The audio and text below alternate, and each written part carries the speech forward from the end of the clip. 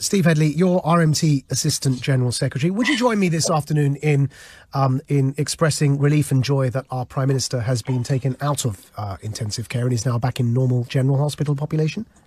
I've not come on your programme to discuss that. My personal views on Tory politicians are well known. They are not the views of my union, and I've not come on your programme to discuss that.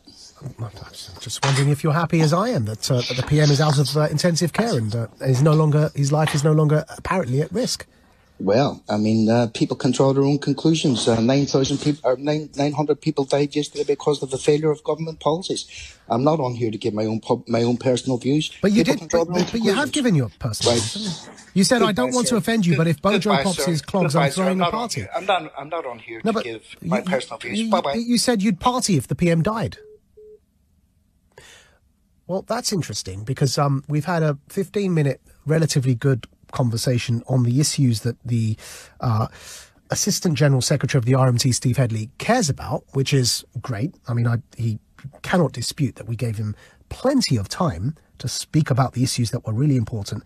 But however, just for listeners to understand what just happened there, the same RMT Assistant General Secretary, Steve Headley, who we were just speaking to, has said that he would throw a party if the Prime Minister died. And I'm going to quote directly, I don't want to offend you, it says, but if Bojo pops his clogs, I'm throwing a party. He added, I hope the whole cabinet and higher echelons of the Tory party have been touching various bits of him. The whole cabinet of Tory B-word, I hope they also contract it. Then, when asked to apologise, he said he stood by every word and would not, quote, would not pretend to shed crocodile tears for the Tories. Now, you know, it's a fair cop, Gov, to ask questions to you, if that's what you've said. Frankly, I've never voted Conservative in my life. I'm not a Tory. I've given you 15 minutes on air, which is a huge chunk of real estate when it comes to radio, to speak about workers and the importance of them feeling safe. It's only fair that you respond to a question when you have said as a matter of public record, that you would throw a party if the Prime Minister died. To hang up when asked that question, I would suggest to you, as you've just done, to hang up not only makes you look incredibly insecure and unable to defend the position that you've clearly said you won't apologise for, but it also, frankly, alienates people like me from you. Why now I have an impression of you, and I shouldn't have, because I should be somebody that could very easily support the good work you do as Assistant Secretary General, Secretary of the RMT. But now, having just hung up, me and I'm sure many other listeners are feeling perhaps you're not fit for purpose. Perhaps you're not suited to the position that you hold as Assistant General Secretary of the RMT.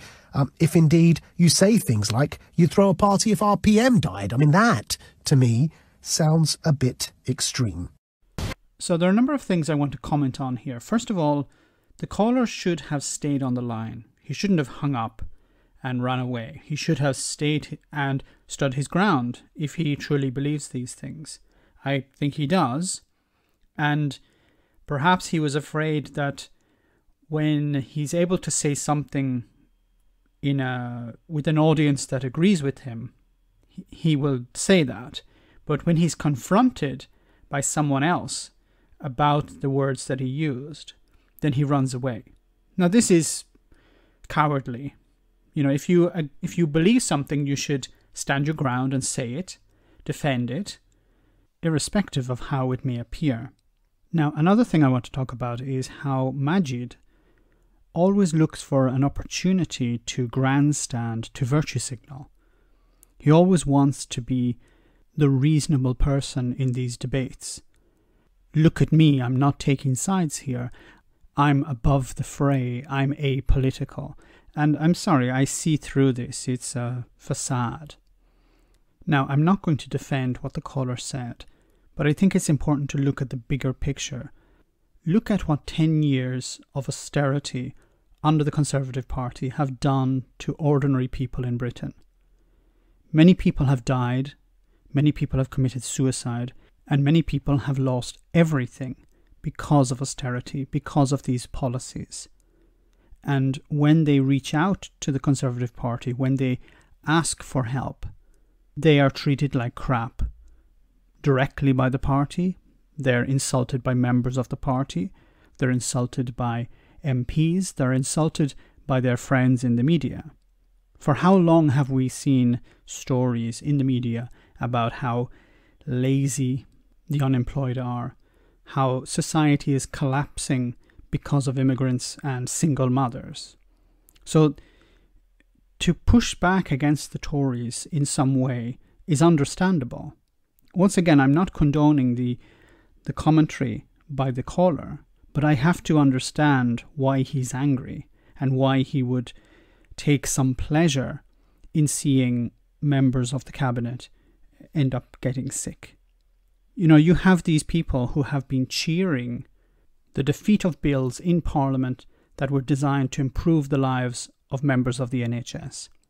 Just a few years ago, you had members of the Conservative Party who are now in the cabinet cheering that members of the NHS would not get a pay rise.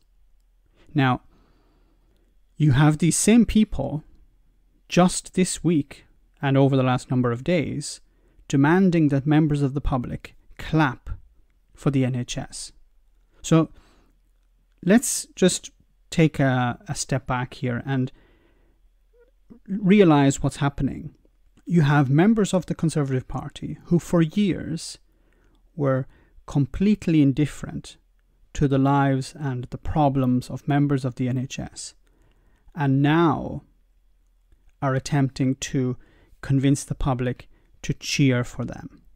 Not to give them more money, not to provide a better life for them, but to cheer. So the propaganda for years was doctors and nurses are lazy, they're always with their hand out looking for more money, and now we should cheer them because they are necessary, they are saving lives. The same people who were telling you one thing one day and something completely the opposite the next day. Once again, I'm not defending what this caller said, but you have to understand why he feels like that. Let me know in the comments, guys, what you think. As always, your comments are much appreciated. Thanks.